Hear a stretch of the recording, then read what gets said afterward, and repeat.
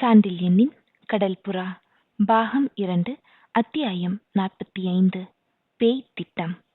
அக்ஷயமுனை கோட்டைக்குள்ளும் கோட்டைக்கு புறம்பே இருந்த கடற்கரை பகுதியிலும் சுதந்திர பறவையாக உலவி சிரித்து விளையாடி வந்த மஞ்சள் அழகி திடீரென 2-3 நாள்கள் எந்த இடத்திலும் தென்படாதிருக்கவே நகர மக்கள் முதலில் அவளுக்கு ஏதேனும் உடல் நலக்குறைவோ என்று அச்சமுற்றார்கள். ஆனால் பலவர்மன் மாளிகை காவலரில் சிலர் அப்படி ஏதும் இல்லை என்றும் மாளிகையிலேயே மஞ்சள் அழகி காணப்படவில்லை என்றும் அரசல் புரசலாக விஷயத்தை வெளியிட்டு விடவே அவள் ஏன் மறைந்தாள், எப்படி மறைந்தாள், எங்கு போனாள், என்ன ஆனாள் என்பதை பற்றி இல்லாத பொல்லாத வதந்திகள் பலவும் நகரத்துக்குள்ளும் புறம்பேயும் உலவலாயின. 2 நாள்களுக்கு முன்பு கடல்புறாவை நோக்கி சென்று அதன் தளத்தில் ஏறியதை பார்த்த கொள்ளையர் துணைவிகள் அவளை இளைய பல்லவன்தான் எங்கோ மறைத்து விட்டான் என்று பேசிக்கொண்டார்கள். இளைய பல்லவனையும் மஞ்சள் அழகியையும் நெருங்கிய நிலையில் கடற்கரையில் ஏற்கனவே பார்த்துள்ள கொள்ளையர் துணை மாதர் அவன் அறையில் கள்ளக்காதலின் முடிவையே எண்ணினாலும் அவளை இளைய பல்லவன் எங்குதான் மறைத்திருக்க முடியும் என்று பரஸ்பரம் கேட்டுக்கொண்டனர். இந்த வதந்தி ஊருக்குள் பரவியும் அதை நகர மக்கள் மட்டும் நம்பவில்லை. மஞ்சள் அழகியை திருமணம் செய்து கொடுக்கவே பலவர்மன் சர்வ சித்தமாயிருக்க மஞ்சள் அழகியை சோழர் படை தலைவன் கள்ளத்தனமாக மறைக்க வேண்டிய அவசியம் இல்லை என்று நகர மக்கள் வாதாடினர். தவிர கடல் புறாவை சேர்ந்த மாலுமிகள் ஓரிருவரை விசாரித்ததில் மஞ்சள் அழகி மாலையில் கடல் புறாவின் தளத்துக்கு வந்ததும் மரக்கல தலைவனுக்கான முகப்பு அறையில் நுழைந்ததும் உண்மையே என்றாலும் இரவு சற்று ஏறியதுமே அவளை இளைய பல்லவன் கோட்டைக்கு அழைத்து சென்று விட்டதாகவும் செய்தி கிடைக்கவே மஞ்சள் அழகி மறைந்திருந்தால் மாளிகைக்கு வந்த பின்புதான் மறைந்திருக்க வேண்டும் என்று நகர காவலர் முடிவுக்கு வந்தனர்.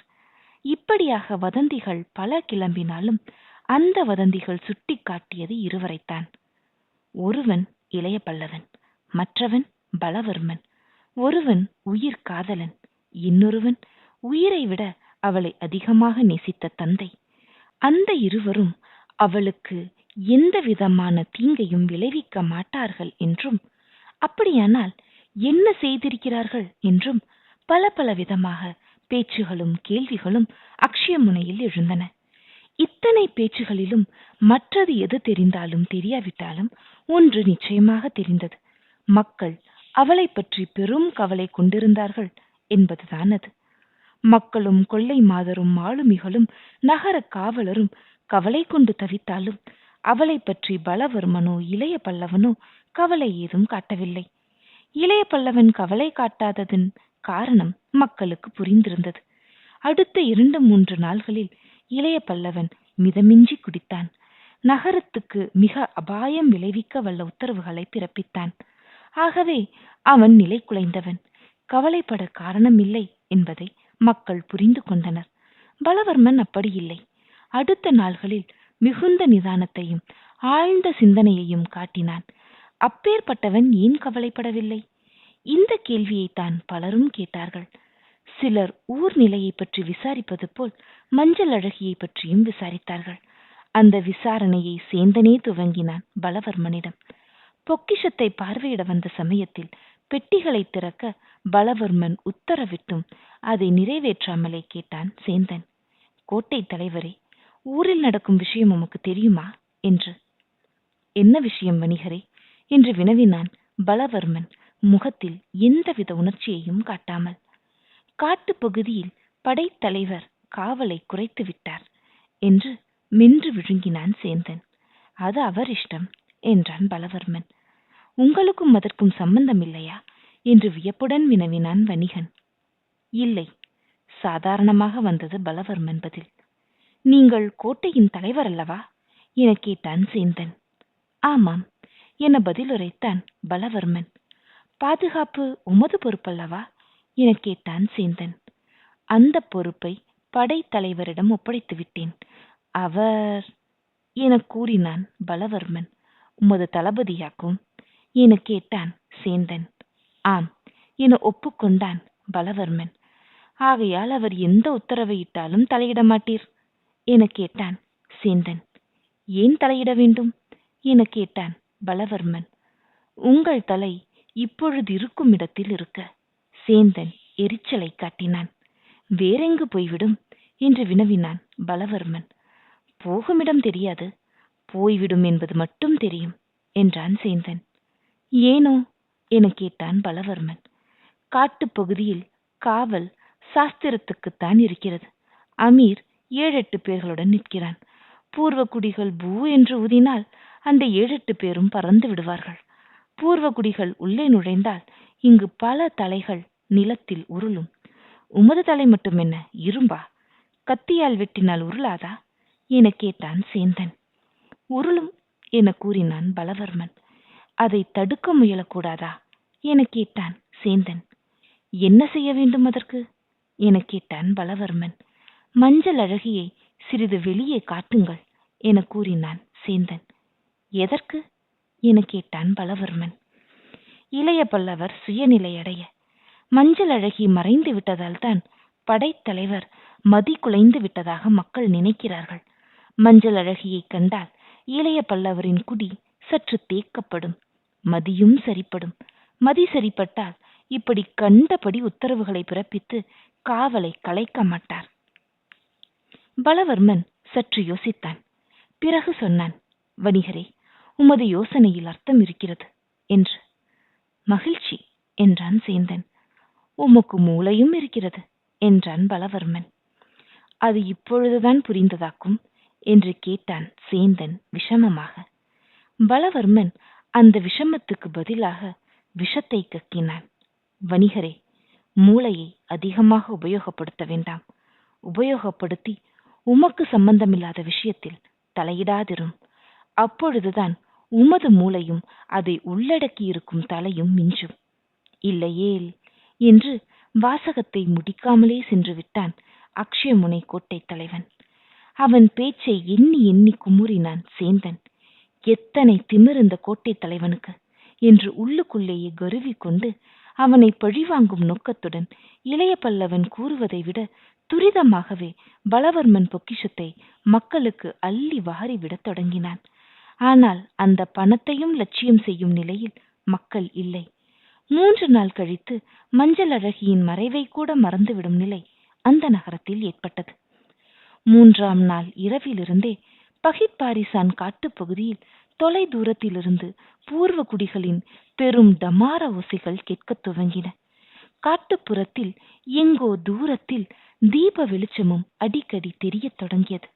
சில சமயம் நள்ளிரவையொட்டி ஓரிரு தீபங்கள் கோட்டை மதிலிலிருந்து சற்று தள்ளி இருந்த காட்டு ஓரங்களிலும் தெரியத் தொடங்கின. இதையெல்லாம் கவனித்த நகர மக்கள் பெரும் கிளியடைந்தனர். காட்டுப்பகுதியில் தூரத்தே கேட்ட டமார ஒலிகளும் அடிக்கடி சுடர்விட்ட தீப ஒலிகளும் பதக்குகளின் தாக்குதலுக்கு பூர்வாங்கம் என்பதை நகர மக்கள் அறிந்தே இருந்தனர். அடுத்த 2 நாள்களில் அமாவாசையும் நெருங்க இருந்ததால் பூர்வ குடிகள் கண்டிப்பாய் நகரத்தை தாக்கப் போகிறார்கள் என்ற உணர்வு ஏற்படவே நகர மக்கள் பீதியும் கொதிப்பும் அடைந்தனர். முன்பெல்லாம் இல்லாத தைரியம் தங்களுக்கு இளைய பல்லவனால் ஏற்பட்டும், இளைய பல்லவன் முயற்சியால் ஆயுத பயிற்சி நன்றாக தங்களுக்கு அளிக்கப்பட்டும், ஏன் தங்களை பாதுகாப்புக்கு படைத்தலைவனோ அமீரோ அணிவகுத்து நிற்கவில்லை என்பது அவர்களுக்கு புரியாததால் பெரும் கொதிப்படைந்தனர். கொதிப்படைந்த மக்களின் தலைவர் அது பற்றி அமீரை விசாரித்தனர். அமீரிடமிருந்து சரியான பதில் ஏதும் வரவில்லை. உங்களை உபயோகப்படுத்தும் சமயம் படைத்தலைவருக்கு தெரியும் என்று திட்டமாக சொல்லி மேலே ஏதும் பேச மறுத்துவிட்டான் அமீர்.